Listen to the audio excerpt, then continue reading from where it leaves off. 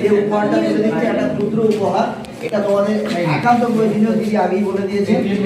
এটা নিয়ে তোমরা যাও, এটার মধ্যে আলাদা করে অ্যাডমিট এবং রেজিস্ট্রেশন ঠিক আছে।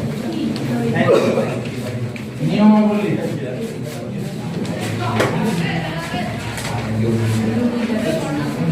আর সকলকে এই পাশাপাশি বলি, বাড়ির আশেপাশে ভাইদের বলো গোপালনী স্কুলে ভর্তি হওয়া, কোনো অসুবিধা নেই। আমাদের স্যারেরা আছে, আমাদের স্যারেরা যথেষ্ট যত্ন সহকারে তোমাদের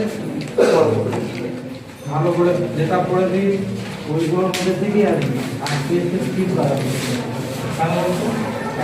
রিয়াসু লাখি করে অংশু রাজ সরি এবং এ দুটো দাদা আমাদের সত্যগুলো কত ভালো ওই সাথে অনেক কিছু ছিল, কেন কেন ভর্তি হয়েছিল। হ্যাঁ সত্যব্রত তুই ভাব কত বড় ছাত্র, সে তো অন্য কোথাও যেতেই পারতো, তাহলে আমাদের কাছে এসে কি সে অসফল হয়েছে? আজকে অসুবিধা দেখি, সুমনকে খারাপ দেখি।